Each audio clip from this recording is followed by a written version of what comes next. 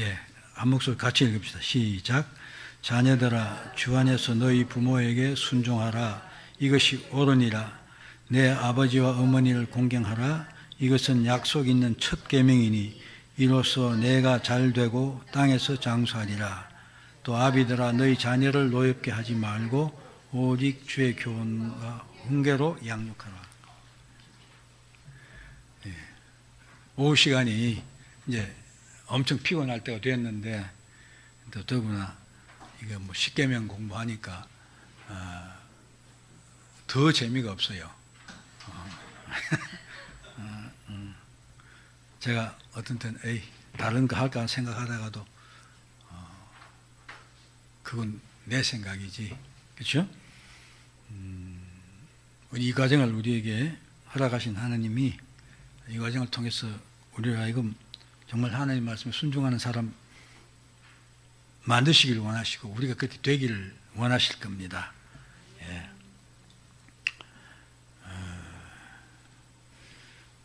우리 지난주에 5계명을 처음 시작했는데 오늘 두 번째죠.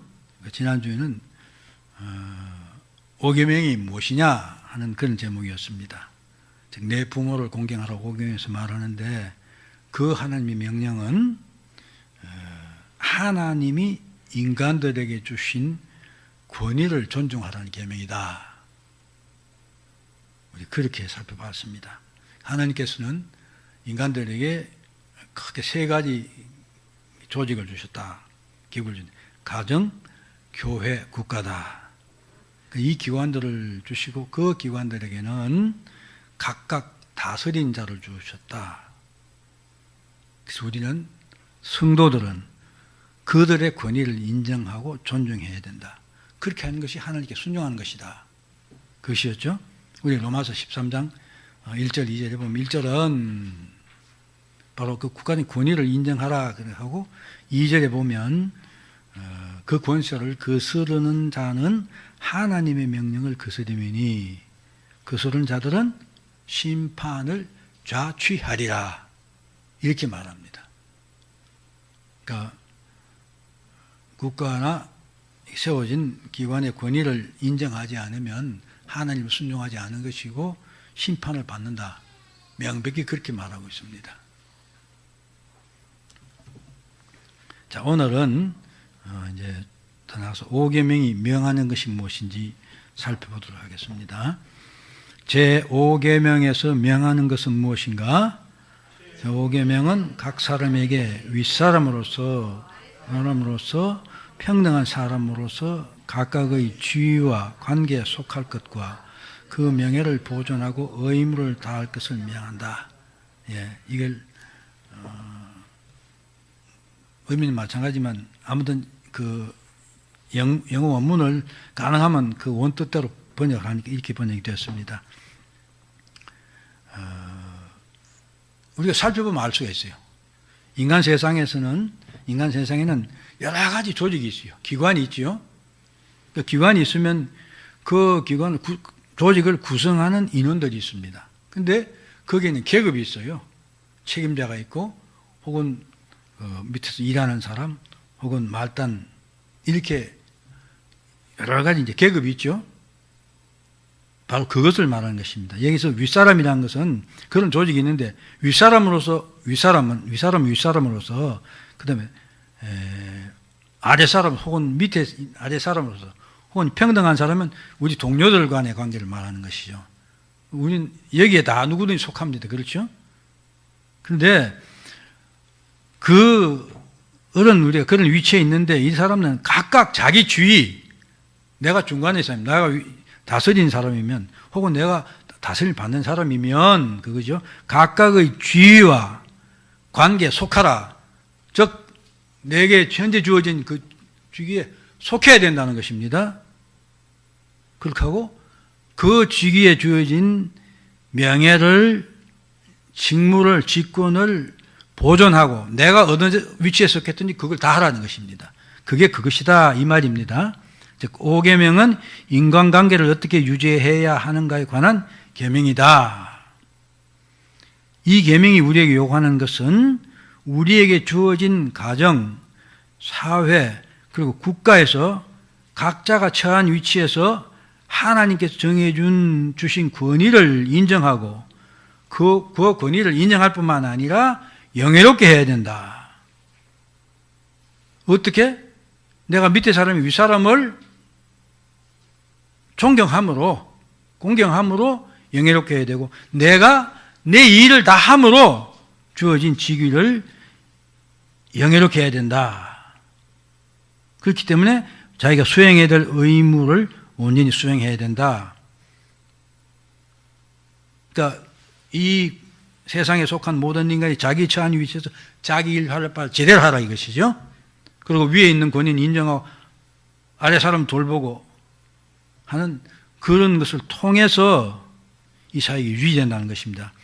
이 같은 원리는 가정과 교회, 국가에만 한정되는 것이 아니고 우리가 속하는 모든 조직 속에서 다 이런 일이 난다는 거죠. 각자의 위치가 있고 그 위치에 따른 의무가 있고 그것을 마땅히 인정하고 존중해야 될 권위들이 있는데 존중할 것은 존중하고 수행해야 될 것은 의무는 수행하다. 이것이 이 계명이 명령하는 궁극적인 것이다. 이것입니다. 그러니까 단순히 내 부모에 효도한다 하는 이런 정도의 차원이 아니다는 것입니다. 그래서 이제 가장 예를 들어 쉽게 가정을 두고 이제 예를 들어 설명하면서 전체 설명하도록 하겠습니다. 가정의 질서. 가정은 명백히 하나님 만들어 주셨죠? 창세기 2장 24절에 보면 아담에게 남자가 이제 부모를 떠나서 아내와 합해서 둘이 한 몸이 되라. 가정을 이루라. 그게 하나님 명령이 첫 번째입니다.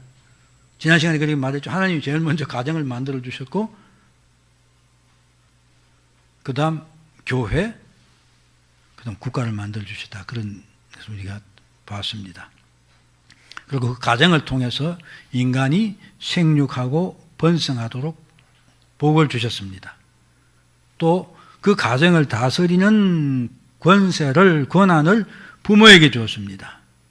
오늘 읽은 에베소서 6장 1절의 말씀, 부모를 주 안에서 순종하라. 계명 자체도 그런데 부모를 공경하라 그렇게 말했습니다. 또한 그 가정에는 부모와 자식 간의 관계 있을 뿐만 아니라 부부의 관계도 남편과 아내가 있죠. 그런데 남편에게 아내를 다스릴 권한을 주셨습니다. 창세기 3장 16절에 주님께 하나님께서 분명히 그렇게 말씀하셨죠. 남편은 너를 다스릴 것이다. 또 에베소 5장에 보면 아내들이 남편에게 복종하기를 주께 하더라. 이런 질서를 주셨습니다. 근데 이 질서를 우리가 인정하고 복종해야 한다는 것입니다.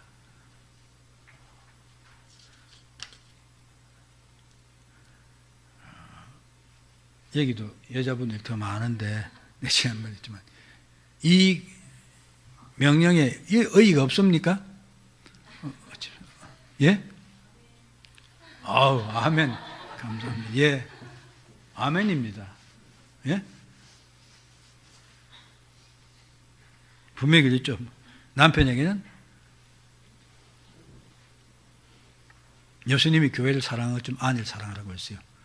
예수님은 교회를 어떻게 사랑했습니까? 자기 생명을 더해서 우리를 사랑하고 구원했습니다. 남편, 아내를 그렇게 사랑해야 되는 것입니다. 이 말이 이의가 없지요? 예.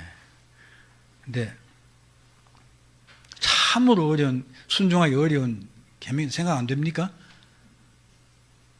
전 그런 갈등을 늘 겪어요. 늘 겪어요. 결국 별 생각을 다 하다가 다시 말씀 묵상하고. 저는 항상 하나님 말씀과 적용할 때 제일 먼저 무조건 순종이다 이거예요. 딱 내가 어떤 문제가 내 속에서 반란이 일어나고 막 이게 서로 싸우고 할 때 결론을 내릴 때 그 결론이 하나님 말씀에 순종하는 것이 아니냐 그것부터 먼저 따집니다. 하나님 말씀 순종이면 할 말이 없는 거예요. 더 이상 할 거 없죠. 그렇죠? 무조건 순종해야 됩니다. 여러분. 그렇죠? 진짜입니다. 다 순종하지 않아서부터 시작됐습니다. 아담과 하와로부터. 그렇죠? 그러니까 여러분 하나님 앞에는, 말씀 앞에는 토를 달면 안 됩니다. 그러면서 이제 왜 부모를 공경해야 되느냐 하는 이유를 보면, 이 공경하라 하는 그 말은 뭐 구약 신약 다 합하면 우선 무겁다는 그런 의미가 있어요. 존경한다, 영어롭게 한다 하는 이런 의미죠. 그렇기 때문에 부모를 공경하는 말은 절대로 부모를 가볍게 생각하지 말라는 것입니다. 그래서 무겁게 여기고 존경하고 영화롭게 해야 된다. 그것입니다. 그게 그러니까 우리 한국식, 우리식 개념으로 말하면 효도를 하는 것입니다. 그게 소학입니까? 제가 고등학교 1학년 때 배운 한문을 기억되는데, 신체지 발부는 수지 부모니 불감회상이 효지 초야요. 그런 말이 있어요. 그러니까 거기에 보면, 그러니까 우리 동양식 사상인데, 우리 몸매 난 이 틀 하나까지도 다 부모가 주신 것이기 때문에 그걸 함부로 취급하지 않은 것이 효의 첫 번째다 그랬어요.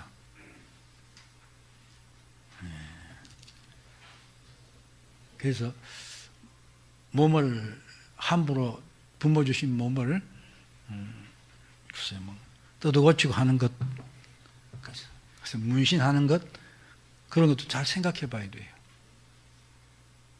근데 그게 효인데, 그 다음 뭐 나아가서 이제 표의 마지막은 남자를 기준으로 해서 그렇죠. 나가서 입신양명하는 것이다. 그래서 부모를 낳아주신 나를 다른 사람이 어우 저 누구 자식이냐 이렇게 하는 게 효의 궁극이다. 뭐 그런 말을 하고 있어요. 네, 결국 이것도 마찬가지일 것입니다. 왜 그러면 부모를 공경해야 하냐? 좀 더 구체적으로. 우선 내 생명을 부모로부터 받았기 때문이다. 혈연관계이기 때문이다. 그것입니다. 자식은 부모로부터 생명을 받고 피와 살을 받아서 태어난다. 그래서 태어나서는 또 부모의 양육을 받습니다. 그렇죠? 그리고 또 이게 뭐 동물들 중에서도 그렇지만 인간은 유년기가 제일 길어요. 그 유년 기간 동안 특히 부모의 사랑과 헌신적인 보호를 받아서 자리발전한 인간으로 성장을 합니다. 네, 나 자신도 보면 그렇지만은 좀 자식 자라서 어른이 되고 나면 내가 부모의 양육으로 이런 인간이 되었다 하는 그런 감사의 생각보다는 내가 잘나서 됐다 그렇게 생각하는 경우가 너무 많지요. 제 경험이 그래요. 제가 집에서 살다가 이제 사관학교 들어가고 그 다음에 이제 시골에 있다가 서울 생활도 보고 많이 살펴보고 나니까 그러니까 세상을 살아가는 이런 뭐랄까 여러 가지 이게 하는 방식이라든지 도리나 이런 것들이 내 집에서 생각하지 못했던 우리 부모이 듣지 못하는 것도 많이 보이더라고요. 그렇게 하고 나니까 이게 더 효율적이구나, 이게 더 낫구나 이런 생각을 하면서 제가 부모보다 더 똑똑하다는 생각이 든 거죠. 실제 더 똑똑할 수도 있겠지요. 그래서 그렇게 나가버리면 안 된다 하는 그런 말이죠. 인간은 부모가 그렇게 키워주지 않으면 그까지 갈 수가 없는 존재인 것입니다. 그래서 여기 말로 표현할 수 없는 부모의 은혜를 입고 성장한다. 그러므로 공경하는 것은 너무 당연하다. 또 부모를 자녀들을 위해 세우셨기 때문이다. 성경을 보면 자식은 하나님께서 부모에게 주신 상급이요 기업이다. 이 말은, 기업이란 말은 내 소유란 말이죠. 자식은 부모의 소유다. 성경은 분명히 그렇게 말하고 있습니다. 또한 그뿐만 아니라 자식은 절대로 부모를 선택할 수가 없습니다. 그렇죠? 자식과 부모의 관계는 선택해서 되는 게 아닙니다. 그렇죠? 오직 그 관계는 부모가 자식을 낳고 양육할 뿐입니다. 그럼 자식은 그 부모의 양육을 받습니다. 그래서 에베소서 6장 오늘 읽으면 부모에게는 주의 교양과 훈계를 양육하라 할 양육의 책임을 전적으로 부모에 주었습니다. 그래서 하나님은 인간관계에서 먼저 부모를 세우시고 그들에게 자녀를 주시고 양육하게 했습니다. 그렇기 때문에 자녀는 부모에게 순종하고 그 권위를 인정해야 됩니다. 우리 이제 그 손자 이게 이름이 뭐죠? 예? 또 주원이구나. 예, 감사합니다. 근데 주원이 엄마가 어때요? 때로는 내 이해도 못하고 좀 무식하게 말한다 그런 생각할 때 없어요? 예? 다 무조건 순종이죠? 예? 참 훌륭히 우리 목사님 딸들 잘 키우셨어요. 우리 집 애들은 안 그런 것 같아요.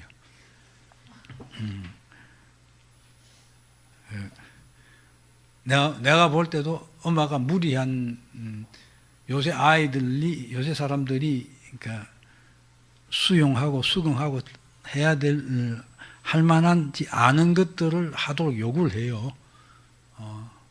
그러면 그 부모가 시키니까 그냥 따라가주면 좋은데 안 하고 꼭 반발을 하더라고요. 하고 좀 지나치면 그냥 엄마한테 아니라고 말지 그렇게 하고 그래서 또 엄마는 그게 속이 상해서 콕콕 하고 한동안은 우리 가정 얘기를 하면 우리 저 집 사람이 저보고 자기 편을 들어주지 않는다고 그러니까 딸들하고 강의에서 자기 편을 들어주지 않는다고 그 다음에 저를 어지간히 코너를 몰아넣었어요. 근데 또 저는 성격상으로 그러니까 이게 판단해보고 바르지 못하다는 거죠. 예를 들어서 부모가 요구하는 거 지나치다 싶으면 나는 그걸 편들어줄 수가 없어요. 성격상으로. 그냥 애를 보고 무조건 엄마 말 들어 이렇게 하면 좋을 텐데 그게 제가 잘 안 돼요. 저는 완전히 보면 바르냐 틀리냐 누가 틀렸냐 그걸 먼저 봐요. 그래서 뭐 엄마 지나친 요구하지 싶으면 제가 그냥 뒤로 앉아 가만히 있거든요. 말을 안 해버리죠. 하면 완전 그건 휘발리 불 붙는 거지. 불 붙이는 거지. 그럼 난리 나니까 가만히 있어요. 처음에는 젊을 때 몰라서 이렇게 하다가 몇 분, 이게 아니구나 하고 그럼 딱 말을 안 해요. 그럼 나중에 저보고 막 편 안 들어준다 그래요. 네. 자녀들이 부모를 인정해야 돼요. 다른 길 없어요. 그렇죠? 내가 보면 우리 사모님하고 이렇게 권사님하고 보면 내가 우리 사모님이 참 잘한다 하는 그런 생각을 여러 번 해요. 왜? 권사님 보면 꼭 이렇게 나식이에요. 막, 야 이렇게 해라 저렇게 해라 하는 명령하는 식으로 말씀 많이 하시더라고요. 근데 보면 우리 사모님은 그냥 아무 소리 않고 꽉 다 하더라고요. 네, 우리 집은 그게 잘 안 돼요. 근데 부모는 그렇게 따라야 됩니다. 그게 하나님 세우신 법입니다. 아까 제가 말씀했지만 내 마음에 안 맞는다고 이건 아니다고 하느냐 안 하느냐는 문제는 내 신앙의 문제입니다. 이거 하나님 말씀이기 때문에 그대로 순종하느냐 아니면 이게 좀 불합리한데 아니냐 그래 나 안 하겠다 그렇게 하냐 그 선택의 문제예요. 근데 하나님 말씀인데 불합리하다 이거죠. 그건 하나님이 잘못된 겁니까? 내가 잘못된 겁니까? 예? 내가 잘못된 거죠? 하나님이 기준입니다. 우리와 세상 사는 거 다른 점이 바로 그겁니다. 저와 여러분들은 하나님의 말씀이 기준이 있으면 그 기준이 무조건 옳은 거예요. 그 인정해야 됩니다. 제가 아까도 그랬죠. 저도 내가 합리적 결론을 내리면 이거 아닌데 그렇죠? 그럼 내가 이렇게 해야 되는데 이게 하나님 말씀과 상치하느냐 아니냐 그게 문제예요. 하나님 말씀 순이되면 이건 내가 잘못된 거예요. 여러분 그렇게 인정해야 돼요. 인정하지 않으면 그리스도인이 아닙니다.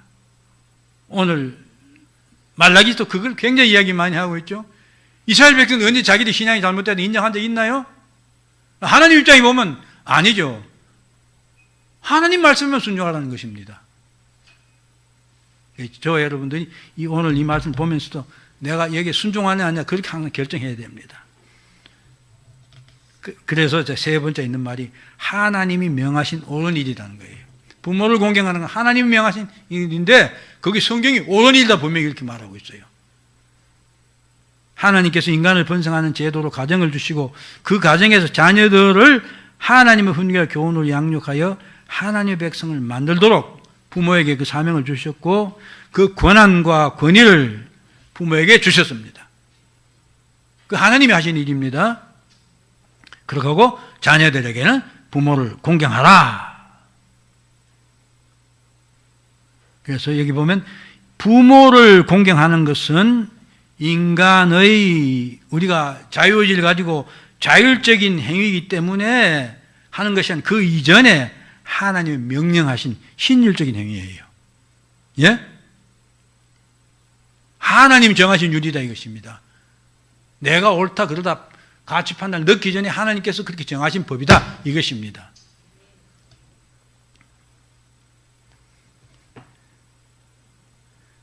그래서 예수님은 율법의 완성자시죠. 이런 점에서 부모를 공경하면서 예수님은 우리들에게 완전한 모범을 보여주셨습니다. 누가복음 2장 51절에 보면 예수님이 성전에서 부모님 따라서 고향으로 안 내려가고 있다가 부모 다 찾아갈 때 그때 한 말이 그겁니다. 예수께서 한 가지로 내려가서 나사렛에 이르러 순종하여 받으시더라. 예수님은 부모에게 순종했습니다. 그때도 예수님 하신 말씀이 그거 있죠. 내가 아버지 집에 있어야 되는 건 모르십니까? 그렇게 말씀하셨음에도 불구하고 내가 순종했다 이것입니다. 그리고 십자가의 운명하신 어머니를 요한에게 부탁하십니다. 뿐만 아니라 그 바리새인들이 고르반하면서 부모에게 주는 게 너무 아까워서 하나님께 드린 거라 해놓고는 부모를 안 섬긴 거 그걸 갖다 지적하는 그런 말씀을 우리가 볼 수 있습니다. 마지막으로 하나님을 기쁘시게 하는 것이기 때문이다. 고로시 3장 20절 말씀 자녀들아 모든 일이 부모에게 순종하라 이는 주 안에서 기쁘게 하는 것이다 이렇게 말합니다. 자, 그러면 구체적으로 부모를 어떻게 공경할 것인가? 인격을 적극적으로 인격을 존중해야 됩니다. 그러니까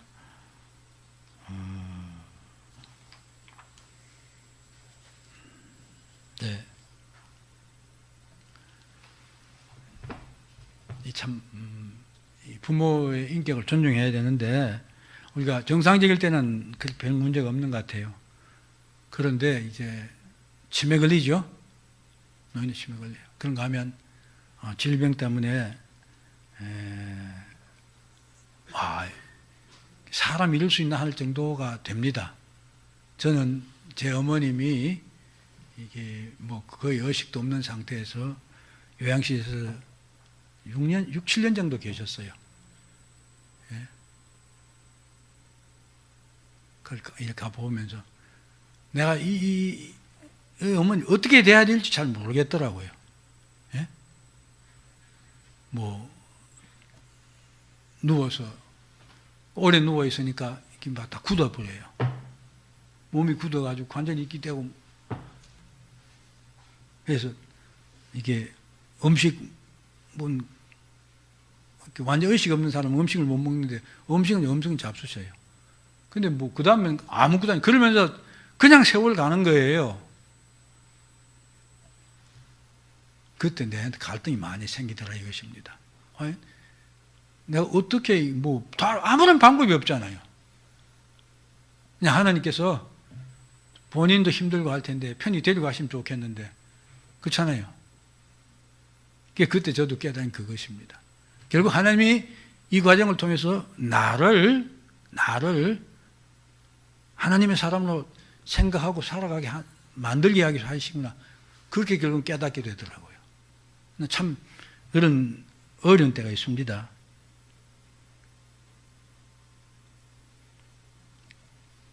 그런 때도 우리는 부모의 인격을 존중해야 된다. 그리고 그럴 때도 어려울 때도 애정을 가지고 있어야 된다. 이것입니다. 그 다음에 소극적인 면에서는 근심과 염려를 끼치지 말아야 한다. 그러니까 걱정을 끼치지 말아야 된다는 것입니다. 이게 참 어려운 일 같습니다. 제가 우리 어머님이 옛날에 어른들 그렇지만 대단하셨어요. 참 무서웠었어요. 제가 중학교 때까지 어머니한테 종아리 회초리 맞았어요. 뭐 딱 마음에 안 들면 딱 불러서 권위가 되면서 회초리 해오느라 그래요. 그럼 제가 가서 회초리 만들어 가져가야 돼요. 딱 한 톤을 써가지고 그냥 때려요. 그러고 했던 분인데 이제 제가 사관학교를 들어가 버렸어요. 그게 결국 부모를 따서 군대를 들어간 거예요. 근데 그때 그 어머님이 이렇게 아들 마중 나오고 이런 걸 안 한 분이었어요. 그런 내 경험이 없는데 여기까지 마중도 나오시고 그러더니 제가 이렇게 가는 걸 보고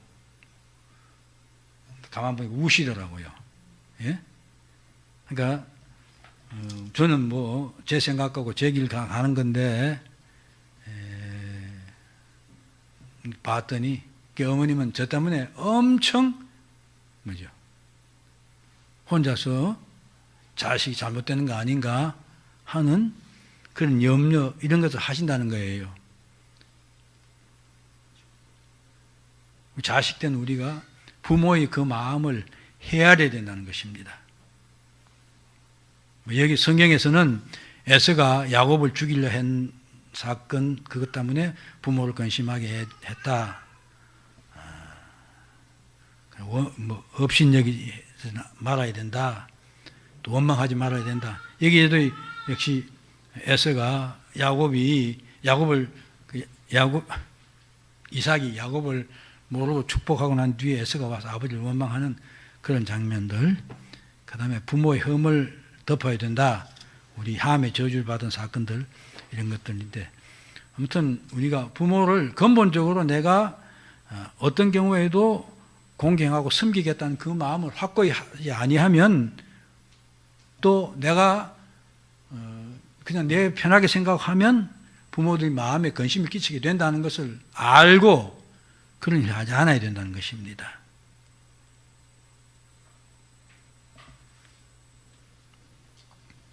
그러면서 이제 이게 지금 한 가정에서 부모와 자식의 관계를 설명했는데 사실 성경이 말하는 오계명이 말하는 부모는 확대되어 있죠. 그래서 성경이 말하는 부모의 의미가 더 무엇이냐 하는 것을 살펴봄으로 이제 결론이 나겠습니다. 우선 웨스트민스터 대여리문답 124번에 보면 성경에서 어떤 경우에 부모를 말하고 있는가 쭉 예를 들어 놨어요. 이게 당연히 우리 육신의 부모는 부모입니다. 그 다음 주권자 즉 왕 이런 경우에 다윗이 사울을 부를 때 나의 아버지라고 불렀어요. 그 다음과 관원과 선생의 경우도 엘리사가 엘리야를 성칭할 때 내 아버지여 내 아버지여 이스라엘 병고와 그 마병이여 이렇게 말합니다. 아버지라고 불렀어요. 그런데 교회의 이 성직자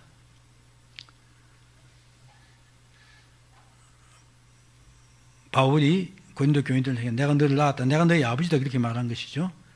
아마 이것에 근거를 둔 것 같아요. 신부를 father라고 그러죠.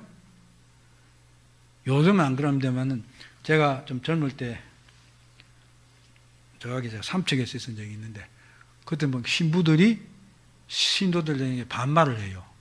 신부는 젊은데 신도들은 아주 할머니 할아버지예요.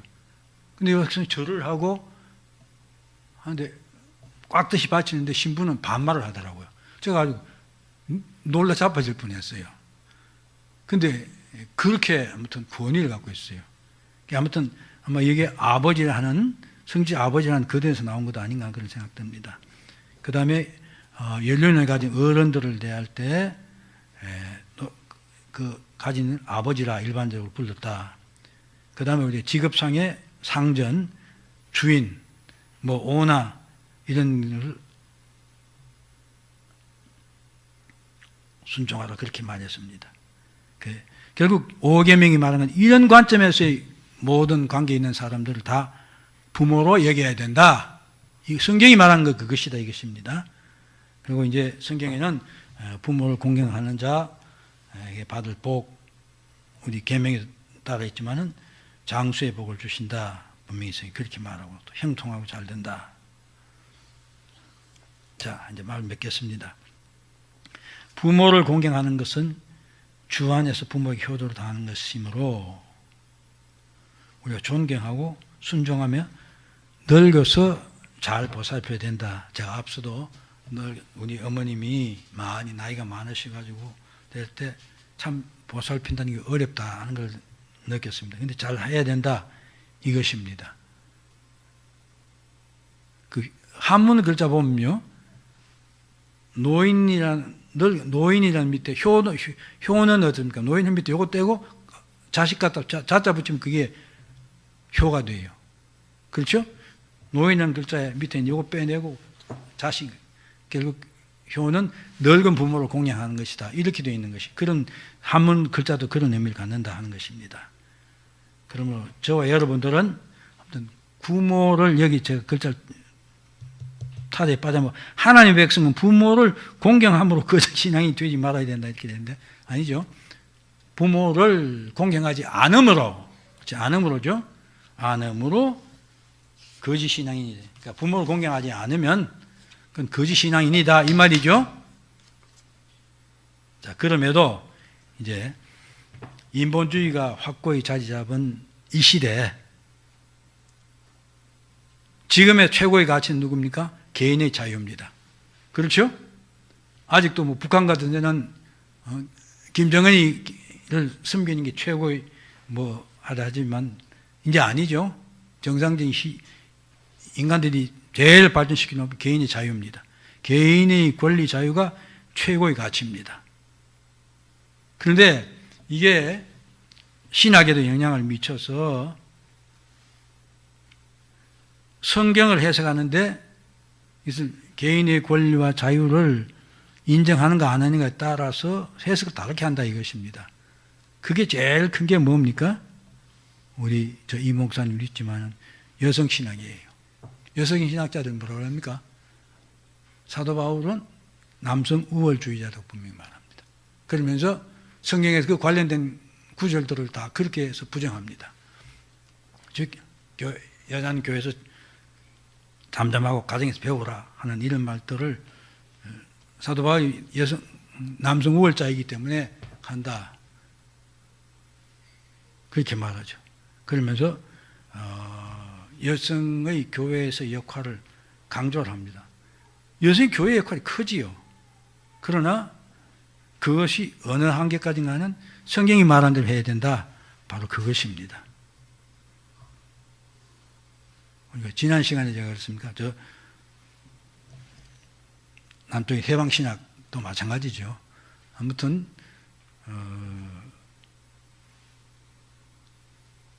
인본주의적인 생각을 가지고 성경의 해석을 거기다 종속시키는 것입니다. 이게 거꾸로지요. 이래서는 안 된다. 하나님께서는 한 인간이 다른 인간보다 더 가치 있는 존재라고 말하지 않습니다. 다 같습니다. 하나님은 다 평등하죠. 모두가 하나님 자녀다. 그러나 하나님께서는 질서 유지를 위해서 다스리는 자와 다스림을 받는 자들을 두셨고 가정과 사회, 국가, 교회에서 그 조직이 기능을 잘 발휘할 수 있도록 하셨다는 것입니다. 그 권위를 우리가 인정하라. 그 하나님이 하신 일이다. 바로 그것입니다. 그리고 각각에게 상응하는 책임과 일들을 주셨다 이것입니다. 우리는 내가 어느 위치에 있는가, 처지에 있는가를 잘 판단해서 그 일을 하고, 내가 공경해야 될 때 공경하고, 내가 사람을 돌봐야 될 사람 돌보는 것, 그것이 우리가 해야 될 일이다 이것입니다. 하나님께서 5계명을 통해서 그렇게 명령하시는 것입니다. 우리가 그렇게 할 때 우리가 속한 가정, 교회, 사회 혹은 내가 속한 직장도 하나님이 기뻐하시는 그런 조직이 될 것입니다. 이 말에 저와 여러분 순종해야 됩니다. 이해 없지요? 집사님 어떠세요? 예. 기도합시다.